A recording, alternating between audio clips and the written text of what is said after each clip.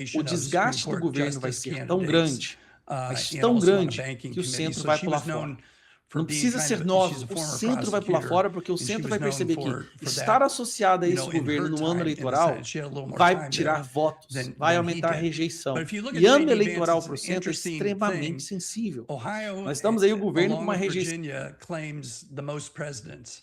And the Virginia presidents all came early on: George Washington, Monroe, Madison, Jefferson, and so forth. And then we had the Civil War. And from the Civil War until Warren Harding in 1920, Ohio ruled the presidency. It was Grant, Hayes, Garfield, McKinley, Taft, just a slew of Ohioans. And Ohio became known as the mother of presidents, because many of those people were born in Ohio, but not necessarily, like Grant ran from Illinois. But Ohio was known as a swing state. It was known as a heart of the country type state where, you know, people from both sides would share power back and forth.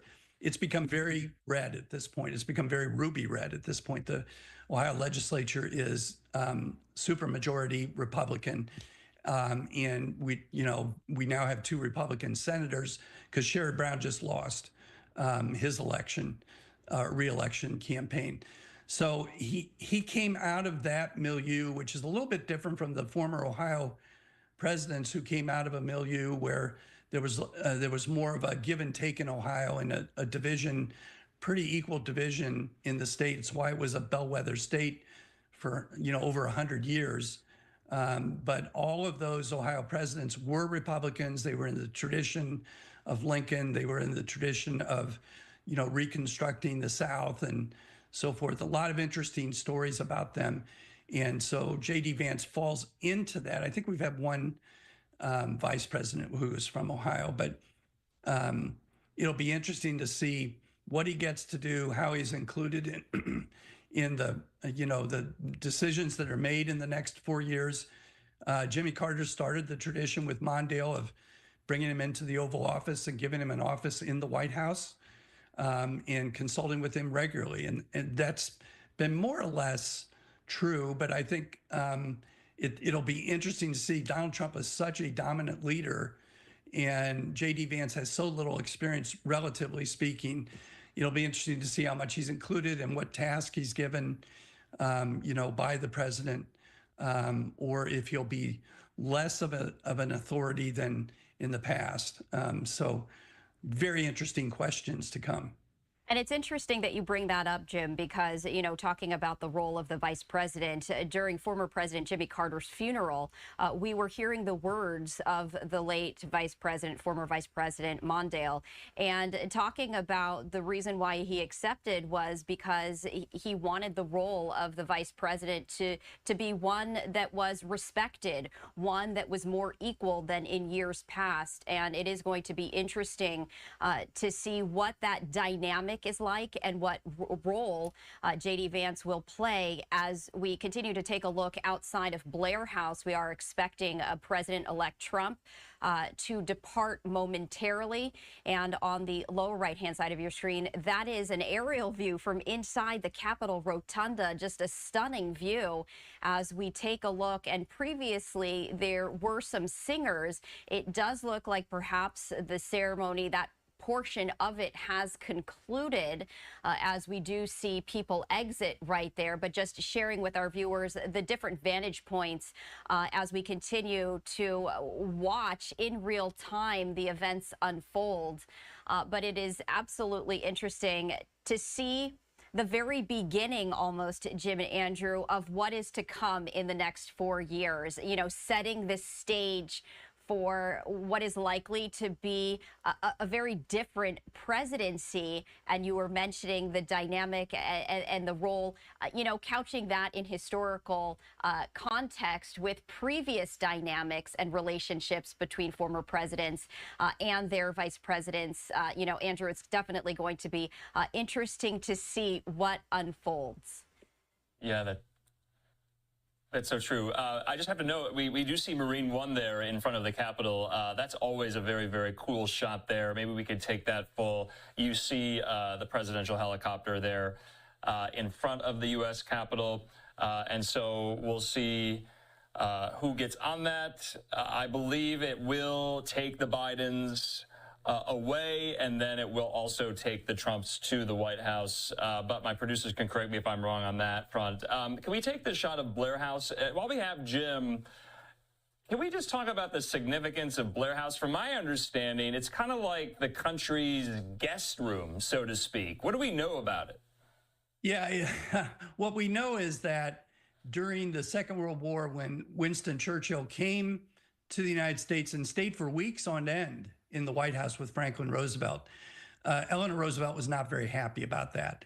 And eventually she said to him, why don't we have Blair House, which had been there, become kind of our guest house for dignitaries who come rather than having them stay in the White House. There are these hilarious stories of Winston Churchill walking around the White House in the middle of the night. And there's one very famous story of him standing up naked in a bathtub that he was in, saying the Prime Minister of England has nothing to hide from the President of the United States. It was just, it was a real annoyance to Eleanor Roosevelt. So Blair House became kind of this very famous place for distinguished guests to stay. But during Truman's time, the White House was literally falling apart. And so they went in, you ought to see some of the pictures of this. They gutted the White House during Truman's administration, and he lived across the street in Blair House during that time. So it became kind of the White House itself. Then they recreated the White House to what it is now. But it was literally, they were worried that it was going to collapse because it had been so weakened over time. And during that time when Truman was in the Blair House, there was a Puerto Rican nationalist uprising at the time. And there were several of the Puerto Rican nationalists who got guns, came to Blair House to try to assassinate Truman. They got as far as the guards in front of Blair House. Truman was actually taking a nap inside. Several of the guards were killed. The nationalists were killed. It was a really traumatic incident at that time. But the Blair House goes way back. I mean, the people who stayed there and came over to see Lincoln when he was in the White House is interesting. But it really became what you talked about, Andrew, kind of let's have our visitors stay in the Blair House as opposed to having them stay in the White House. And as we talk about the Blair House, we are still waiting for President-elect Donald Trump to depart. But this is a live look there at the Capitol, where we were seeing his daughter, Ivanka Trump, arrive along with a number of other family members right there. This is a live look as they already are starting to trickle in inside the Capitol. You see Eric Trump right there as well, walking inside, of course, awaiting for President-elect Trump and Vice President-elect J.D. Vance to arrive. But another historical moment in the making, Jim and Andrew, as this is really just the second time that the swearing-in ceremony is taking place inside at the Capitol Rotunda because of the weather, the incredibly cold weather. But what's also interesting to note is that there have been very cold swearing-in ceremonies that have taken place outdoor. And Jim, historically, when we're taking a look at the decision-making process when it comes to whether or not to hold an inauguration, traditionally outside or now shifting inside, what is the thought process historically when it comes to determining, the events and where they take place? Good question. Very good question. It gives us a chance to talk about this building too a little bit. When the Capitol was built, the very first building was the Senate building, which is just to the right of the big dome right there. That was the original structure that was built. And then they began to build the middle part that will be the rotunda. The original rotunda had a cap to it that was much, much smaller than the one you see. In fact, the one you see was built during the time of Abraham Lincoln. You can see pictures of it being constructed during one of his inaugurals. So they built that, and then the house was built on the other side. And then eventually they expanded the two wings, so where the Senate is now is further out, where the House is now is further out. But so in that context, these inaugurations took place in various stages and in various places. The Senate building was originally used, as was the House chamber, for the very first presidents. The first time it went outside was Andrew Jackson, and they used the east portico, not the west. The west portico is where it's been done since Ronald Reagan switched it from the east to the west, where you look down the mall and you know, that beautiful setting that you've shown pictures of. It always prior to that was on the east side, and the east side is where you see, you know, those famous pictures of Lincoln when he's giving his second inaugural are on the east side. What's interesting is once they built this huge dome on top of the you know, the structure, it really made the pillars that were in front of the east look very small and out of place. So there was a project to redo that, and they took those pillars down. They took that facade down. And if you're in Washington and want to have some fun, those pillars are all in the National, I think, Arboretum, standing like, you know, if you went to Rome and saw ruins and so forth, those pillars are out there, and they were replaced by new pillars and a new facade. So the facade you see with Lincoln is not the same facade where he spoke. It became much bigger and elaborate. And each president, you know, made a decision about whether to go forward with, you know, the exterior inauguration.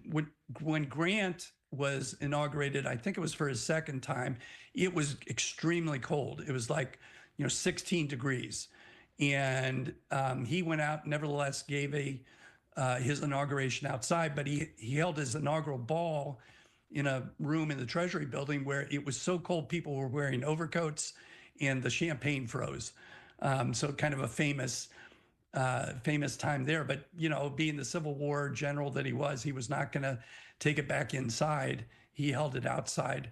And then, of course, with Reagan, it was important because by the time you get, you know, to Trump and to Reagan and so forth, you have so many people who show up and who are in danger of having frostbite, or really some bad things can happen in situations in that sort of weather. So I think it was a wise choice to move it inside, just like as it was with President Reagan. But over time, you know, it has been, you know, JFK, it was about the same temperature that it is right now, 22 degrees. He went ahead with it outside. And I think the better idea is to hold it inside, and then, you know, to not have people get injured or hurt during an inauguration.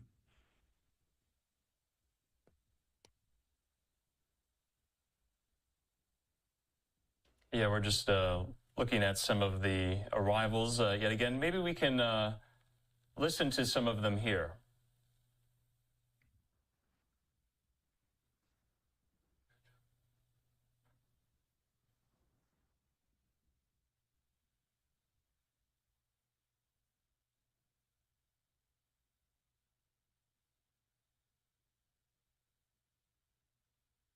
Jim, as we take a live look at the arrivals here inside the Capitol Rotunda, I want to ask you this, and maybe you know and maybe you don't, but we are awaiting President-elect Donald Trump to depart the Blair House and make his way here. You know, what's the process during this waiting period? What is he doing? Is he practicing his speech? Is he just relaxing? I mean, what does he do during this downtime? Or is he busy making phone calls, as we do know that, you know, he's set to sign, you know, 200 or so executive orders? You know, can you take us perhaps inside the Blair House as we do await his arrival here? Well, I doubt he's practiced. I bet he's read over his speech many times, and he's pretty good at reading speeches. And I think he will, you know, he has good delivery. He knows how to give a speech. My guess is he's talking to a lot of different people and getting ready to come over. It's interesting in our history how this, you know, presidents getting to the Capitol to be sworn in. The first inauguration was in New York at a place called Federal Hall, where Washington came all the way from Mount Vernon and rode horseback and through carriages through various cities on the way, and had all this big celebration of him coming to, you know, to that ceremony. He gets to the ceremony. They go to give him the inauguration, and nobody had remembered to bring a Bible. They had to run and get one from a Masonic temple that he used, and that many presidents have used since because of its historic significance. He then walked over to church himself. And then when you had Thomas Jefferson, he left his hotel where he was in Washington and walked to his inaugural, the first one, and then walked back to the hotel following that inaugural. So that was kind of a important point. Later in his second inaugural, he rode a horse to Congress to be sworn in. That then followed with various presidents getting there by various means. I think the first to go in a car might have been McKinley. No, not McKinley. Would have been Harding. Subsequently, this tradition developed where once the president was done with the inauguration, then you would have a parade that followed on. And those parades became more and more elaborate. Eisenhower's lasted for 4.5 hours. It was the longest. Wilson's had 40,000 people marching in it. It was the most people marching in a parade.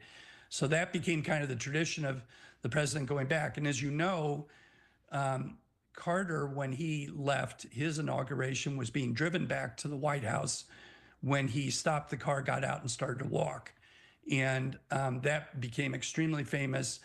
And I think everybody has followed that, where they walk a portion of the time on the way back to the White House. Trump did it and Biden did it.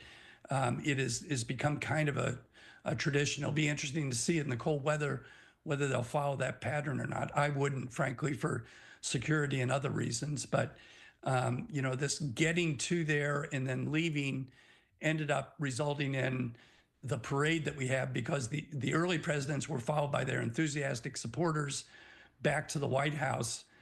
Andrew Jackson had such enthusiastic supporters that they came back to the White House and ransacked it. I mean, they went in, punch bowls were thrown everywhere, curtains were torn down, people had to escape through windows. It was just a scene, a joyous scene. But eventually, the way they got everyone out of the White House was to take these big punch bowls outside and get the people to leave the White House. And Jim, I just wanted to pause as President-elect Donald Trump has now arrived at the White House. President Biden and First Lady Jill Biden welcoming Trump and Melania Trump right there. I am going to raise the audio. Again, we might not be able to hear much, but let's listen in.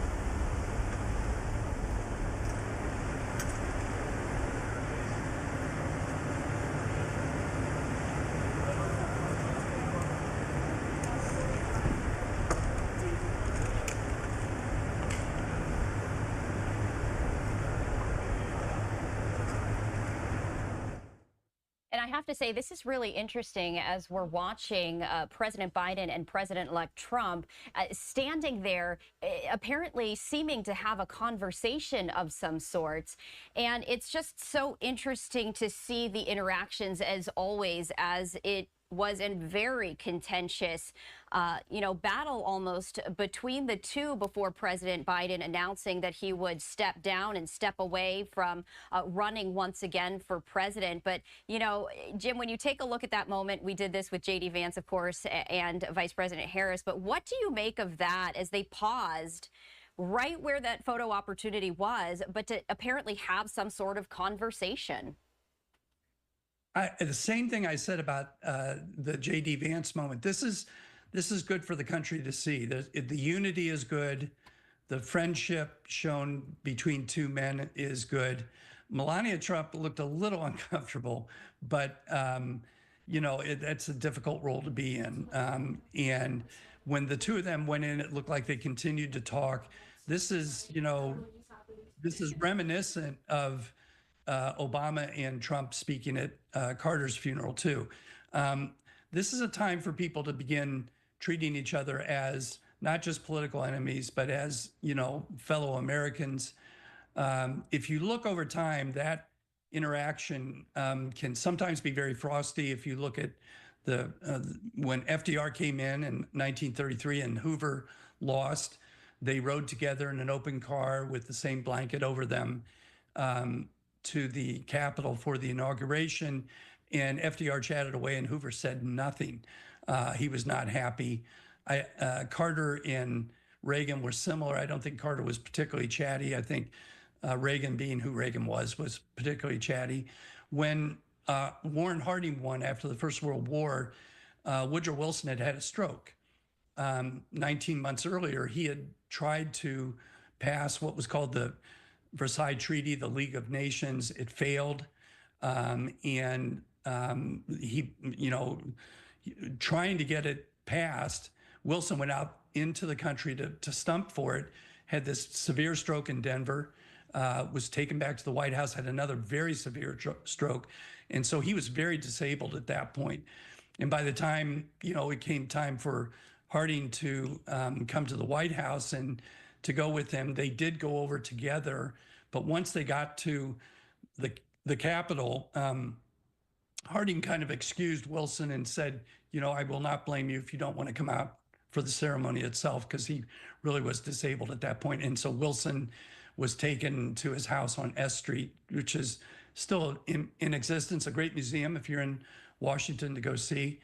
But this transition of power, this thing that Reagan talked about in 1981 as being a miracle, it really is a miracle. And it really is interesting. If you look back at Thomas Jefferson, as I told you, there was a really severe fight between Adams and Jefferson.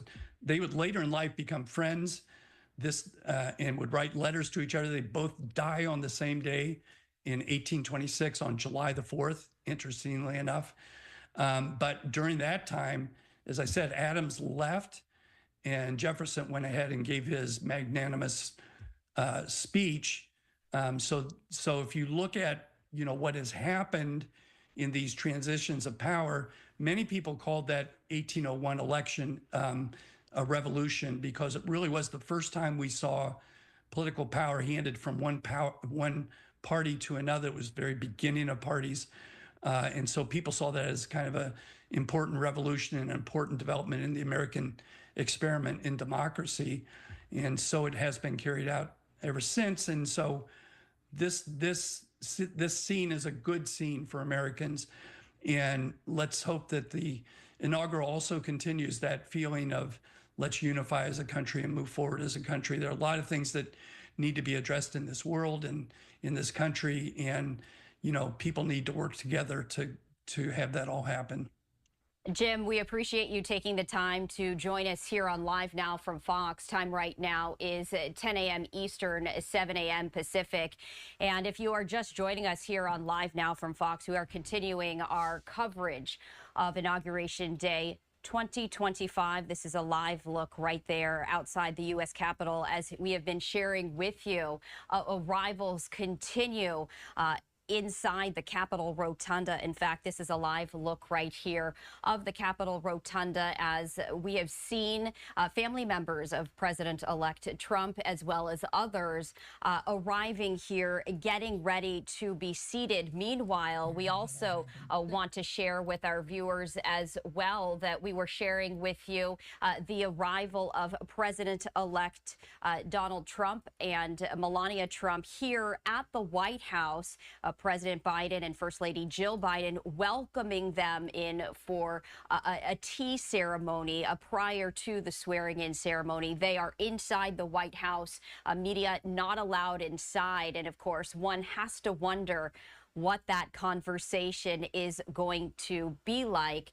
This is another vantage point there outside the White House. A very snowy ground, a very cold day, which is why in just the second time, the first time since 1985, The swearing-in ceremony will be held inside the Capitol Rotunda. And in fact, this is an aerial view right here. It keeps going in and out, so I didn't want to necessarily bring it to you full, but just a very brief look right here at the aerial view from inside the Capitol Rotunda right there. Just a bird's eye view, and you can see that folks are making their way inside. And this is a live look right here inside Capital One Arena, as of course it is a very chilly day. So unfortunately, the hundreds of thousands of individuals who made the journey to the U.S. Capitol to watch as history unfolds as Donald J. Trump is sworn in as the 47th president. Unfortunately,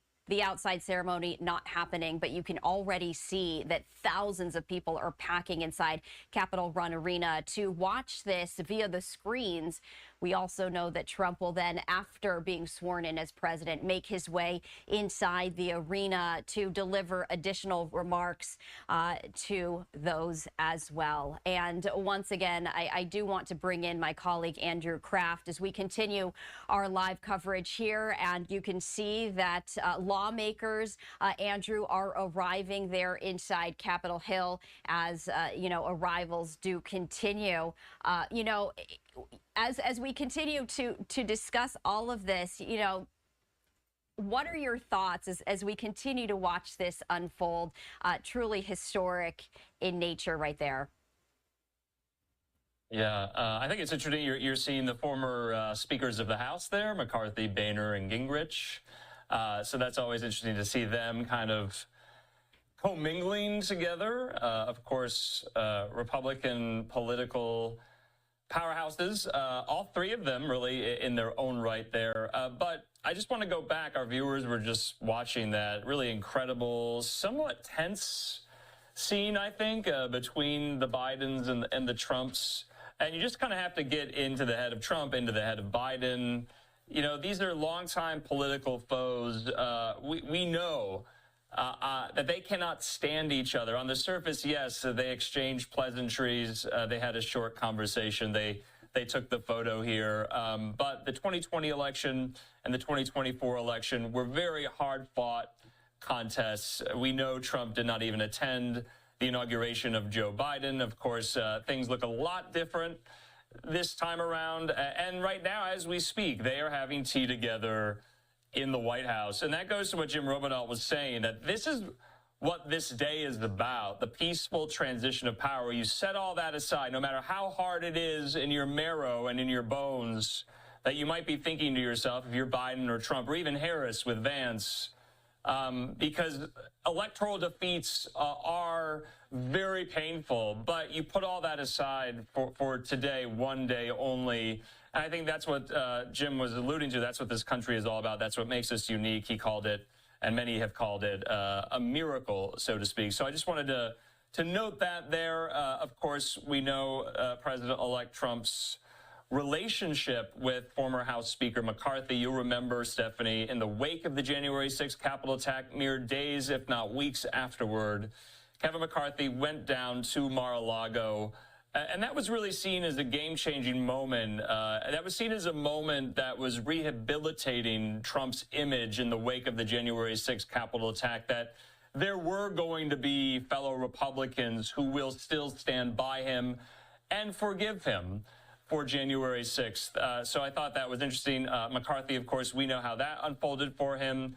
He lost the gavel. His own fellow Republicans, 8 of them, ousting him from the speakership now a little bit over a year ago. And so he's on hand. There's going to be a lot of people on hand in the Capitol Rotunda.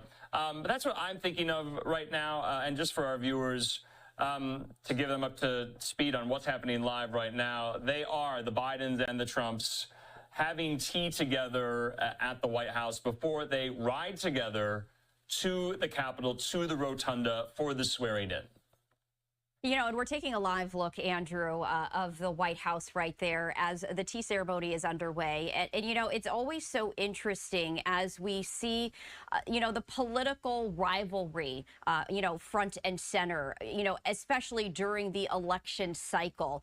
And, the ability for some, perhaps not all, but some of these politicians to then set that rivalry, that contentiousness aside, and seeing beyond perhaps the political party and seeing the person instead, as we take a look at the political landscape, what do you make of that? Because we were seeing President-elect Trump and former President Barack Obama speaking with one another quite cordially at the funeral service of former President Jimmy Carter. Of course, not everyone is able to, put those politics aside after leaving office, after handing the baton, so to speak, but one has to wonder what the conversation is like now inside the White House, as in just hours, President Biden no longer president, and President-elect Trump will be sworn in as the 47th president of the United States, and for the second time.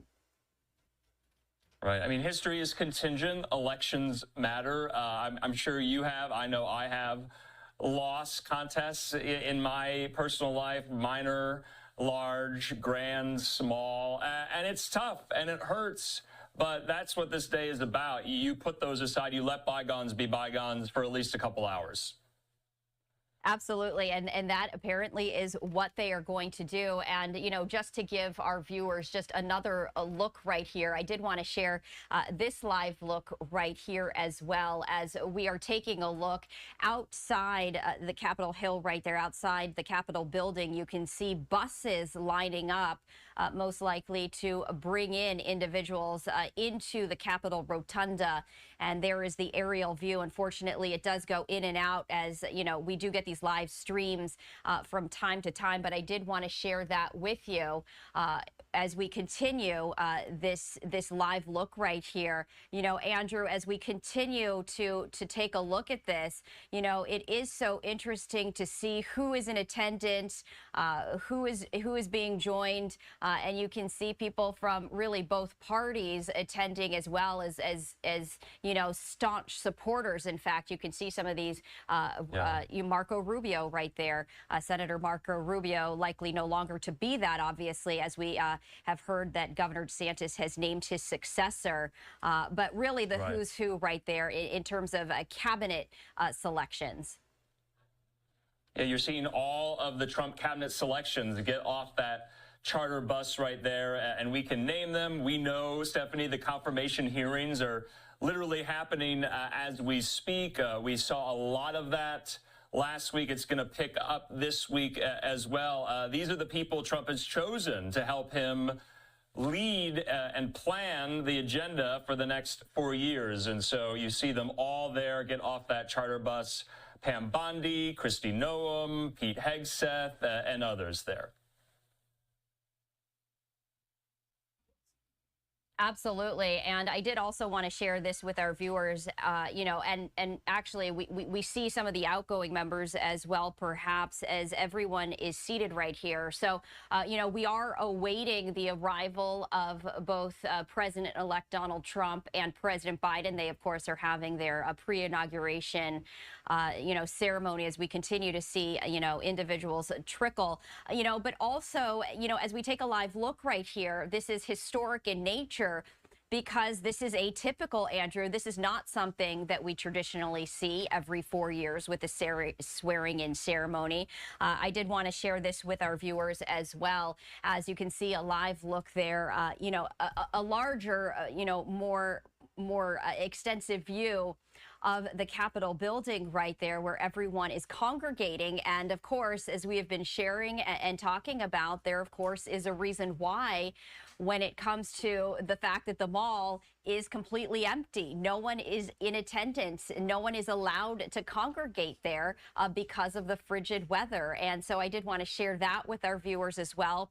And a beautiful live look right here, from the from the rooftop, I should say, of the Washington Monument, and this really giving us a clearer picture. We see the American flag there, waving in the wind, and the wind chill making it even feel like single digits right here as we continue to await the arrival of President-elect Trump and, of course, President Biden. Yeah, that was a really cool shot there atop the White House. To your point, the flag's still at half staff. If we have the inside of the rotunda, we can point out some of the people that are there. I think that would be helpful for some people watching because, to your point, Stephanie, it is going to be a who's who of the federal government. It's going to be a who's who of Washington. But world leaders are also in attendance. I believe I saw the Argentinian president, Javier Milei, and other former world leaders as well. So we'll do our best pointing out these individuals, pointing out these members of Congress, former members of Congress, incoming and outgoing members of both administrations here. That's always, to your point, interesting to see who's there and who's not, who's seated next to who and who's standing maybe. But we're finally getting a live picture inside of the rotunda. We were wondering how this was all going to look because they had to pull it together so quickly. And there you see more of these individuals walking into Congress there. And if I recognize anyone, I will definitely point them out here. Looks like Tulsi Gabbard there, Vivek Ramaswamy, other members of the incoming Trump cabinet, and some of the staffers who will work in the second Trump White House. Upon confirmation, of course, there's Elon Musk.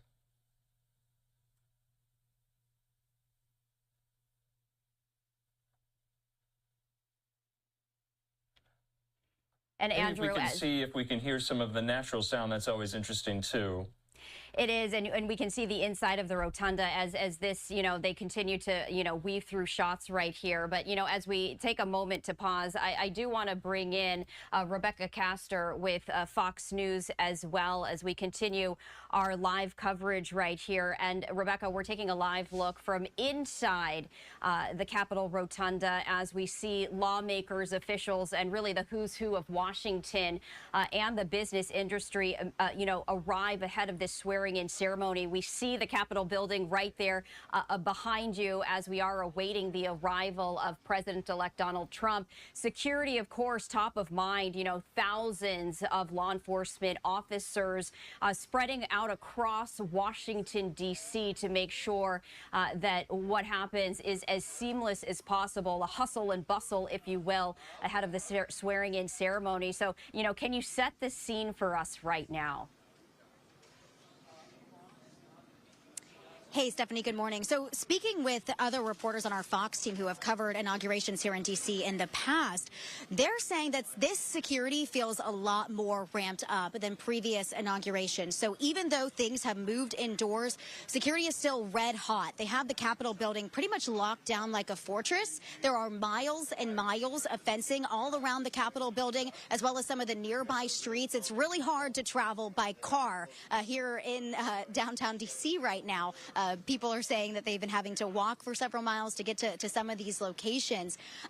But yesterday, thousands of police officers from across the country arrived here in D.C. They were sworn in by the local police chief, and they have been given police powers to help out the D.C. Metro Police as well as the Capitol Police as well. They're expecting at least 19 different protests to possibly happen around the district today, so we're going to be monitoring that. We know that they're going to have drones out, also monitoring events from the sky. So if anybody is here watching locally and they see drones in the air, that is likely what they are doing, monitoring some of these events. A lot of things are going to look different today than they have in the past now that this inauguration is moving inside the Capitol. It's been 40 years since a president was sworn in inside the Capitol Rotunda. Those lawmakers that are entering now to the Capitol Rotunda, that's an exclusive invitation. We're told only about 600 people are going to be able to sit inside the Capitol to be able to watch the swearing in happen in person.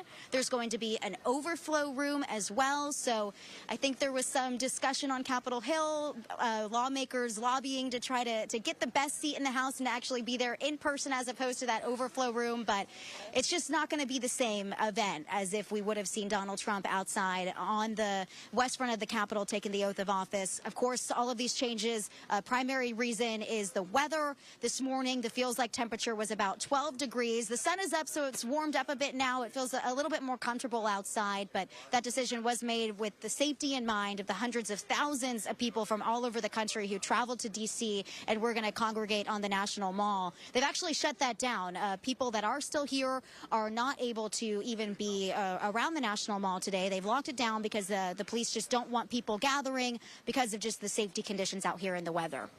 All right, Rebecca, we do appreciate you sharing that with us as we continue to follow the very latest. And we did want to once again share this live look outside the Capitol Rotunda. We saw Jeff Bezos, of course, founder, CEO of Amazon, along with his fiancee, Lauren Sanchez. And I did want to raise the audio to see what we can hear as the arrivals continue at the U.S. Capitol ahead of the swearing-in ceremony.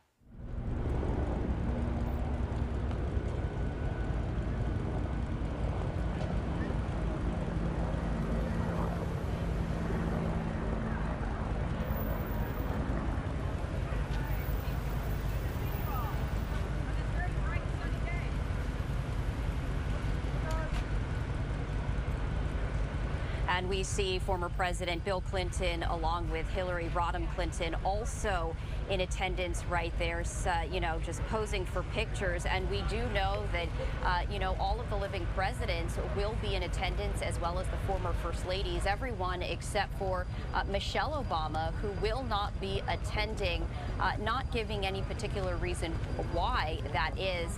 She also did not attend former President Jimmy Carter's funeral as well. As we continue truly to see the who's who, we do hear some of the music right here, so we pause on the commentary and allow you to listen in.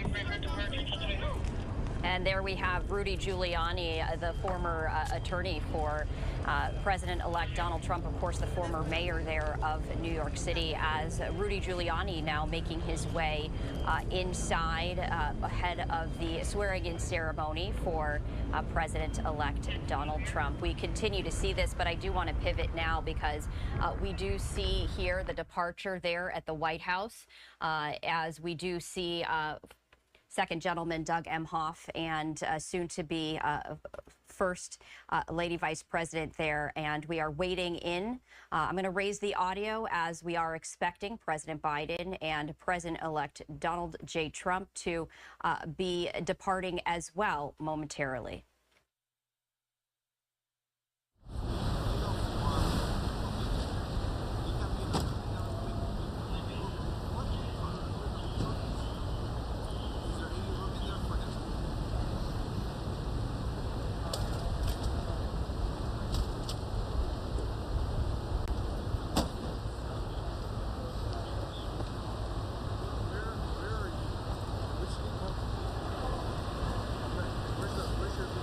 Yeah, and Stephanie, we're just watching, you just saw the second gentleman there, Doug Emhoff, with the incoming second lady, Usha Vance, there, leave the White House. We know tea is happening between the Bidens and Trumps as we speak, but we were seeing a slew of dignitaries there enter into the Capitol Rotunda, including many, many members of the House and the Senate. You also, I'm not sure if some of our viewers caught, you saw Chief Justice of the Supreme Court, John Roberts, there walking into the rotunda. And from what I understand, I believe he will be administering the oath of office. Trump has two Bibles that will be used to administer the oath, his mother's Bible, and then, of course, the very, very famous Lincoln Bible from 1861. That's been a hallmark. It's been a tradition for many, many inaugurations past. So just a really, really beautiful live look. Let's keep listening. Ready, host. Ready, host.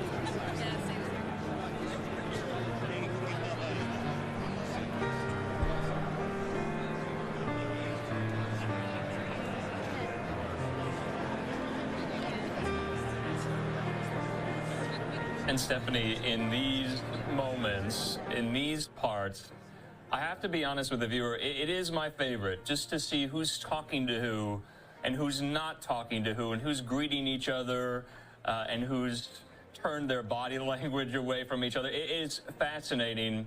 And almost the former speakers there right in the front kind of unofficially acting as a greeting line for so many members there of the House. Many Republican members right there. You see Chip Roy, you see Brian Stile from Wisconsin, and others there. You see Jeff Van Drew from New Jersey. Of course, Chip Roy drawing the ire of President-elect Trump during the entire government funding shutdown showdown that was averted mere weeks ago after the Christmas holiday. But it's just very, very interesting. So we are seeing this, Stephanie, of how all these people are going to fit in the Capitol Rotunda, and it is getting full, and it is getting packed, as we can see.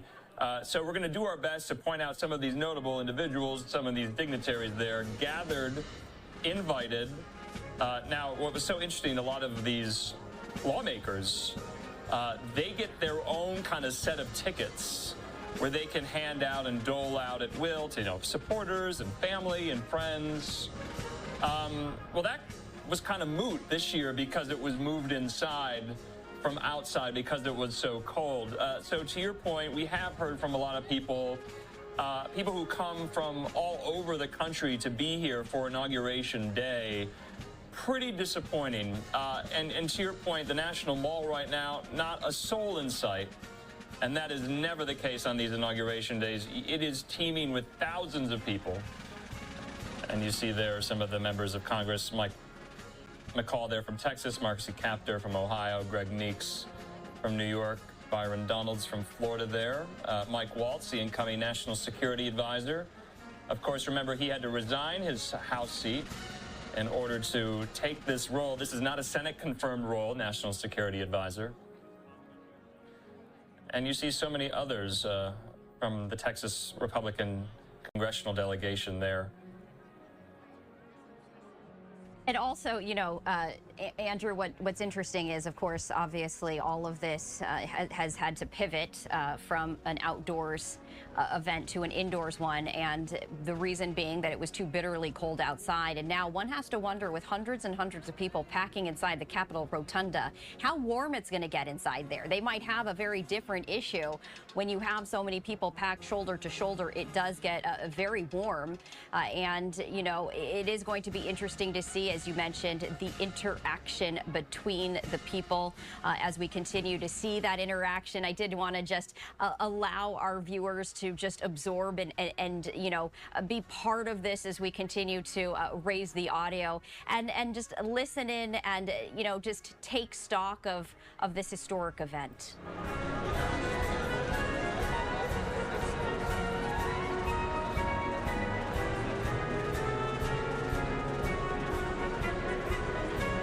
Although we do want to now pivot as we continue to see, here's a live look right here of the First Lady Jill Biden and the soon-to-be First Lady Melania Trump now leaving the White House, entering into the motorcade as they make their way to the Capitol Rotunda right there. A live look, as you can see, another event happening as the First Lady Jill Biden and soon-to-be First Lady Melania Trump departing together in this vehicle right here on their way to the Capitol Rotunda. We have yet to see President-elect Trump and President Biden. They will be likely the very last individuals to depart the White House on their way. As we were mentioning, Andrew, President Biden, President-elect Trump taking part in the traditional tea ceremony where they sit down for tea and, you know, have a conversation of sorts ahead of the inauguration and the official oath of office. Yeah, I think the role of the First Lady, especially with Melania Trump, will be very interesting the second time around. Of course, you have to imagine what Jill Biden and Melania Trump discuss. Melania Trump is not a new First Lady. She is incoming and a former First Lady herself. And it was reported that Melania Trump's people did decline another invitation for tea with First Lady Biden a couple of weeks back. So I thought that was interesting. Maybe no love lost between the two there. But we know Melania Trump really took a back seat, was almost completely absent from the 2024 campaign. Yes, she did appear at that Madison Square Garden rally in New York City. She did appear at the RNC there in Milwaukee. She did not speak at the RNC. And so it'll be interesting to see. She did take somewhat of a back seat in the Trump first term as well. In the role of First Lady, the role of First Lady that Jill Biden took was very front and center, was very prominent. Someone would even argue that she was, because of President Biden's age or alleged infirmities or alleged senility, that she was somewhat also in charge of the inner circle, so to speak. So I thought those roles were very different. And we we see now the have doors, the two Andrew, principals, I believe, opening coming once out. again. Maybe not? I just wanted to let our viewers know we see the doors opening once again. That, of course, is Vice President-elect J.D. Vance alongside Vice President Harris. They, too, will be sharing a motorcade. And to your point, Andrew, you were mentioning it's going to be interesting to see what First Lady Jill Biden and Melania Trump will be speaking about. Now you have Vice President Harris and J.D. Vance sharing a vehicle. You know, is there going to be any sort of conversation, you know, as they make their way to the Capitol Rotunda? We continue to talk about the political dynamics.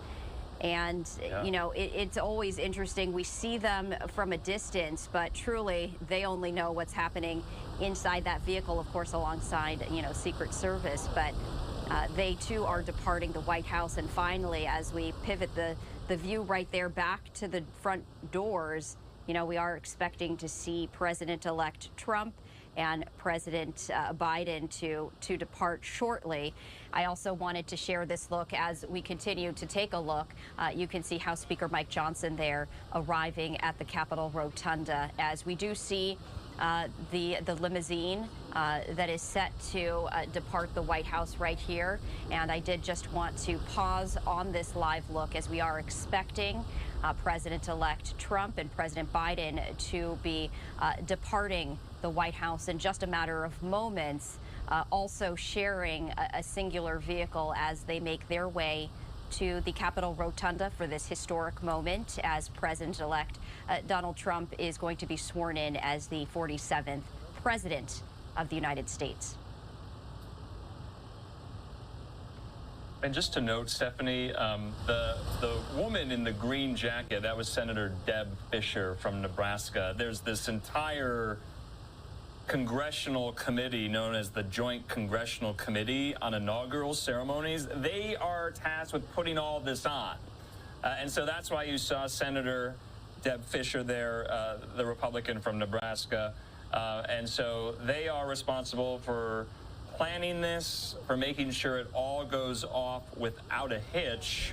And so they are instrumental in this. You're going to see them quite a lot today. And you just saw Deb Fischer there with, I believe, Usha Vance and Doug Emhoff.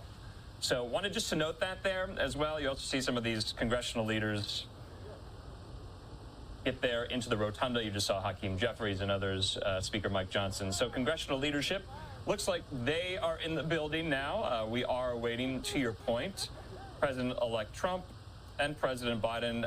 And to your point, I do hope that maybe some of the official photographers will release photos from inside the limousines of how these moments transpired, what the conversations were like. Maybe we can get some reporting as well. We do know, though, the Bidens have been somewhat gracious with the Trumps after the November 5th election.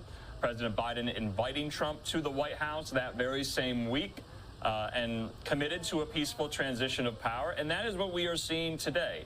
And that is why this is so important. So Biden and Trump will be riding over in the Beast to the Capitol from the White House momentarily. This is really quite something. You know, obviously they haven't spent that much time together. They were on a debate stage twice in 2020. They were on a debate stage once in 2024. They've appeared at similar events at the same time, but I would venture to say that this is going to be the closest in proximity they have been for the longest duration, maybe ever. And so you just have to wonder what those conversations are going to be like. These political rivals, political foes, from all reporting suggests they literally cannot stand each other. And I think a lot of the viewers forget that after Biden sought not to seek re-election after the debate in June in Atlanta, where he withdrew from the ticket, the Trump campaign had a difficult time adapting and adjusting to the fact that he was not going to be the rival. It was going to be someone else, and here they are.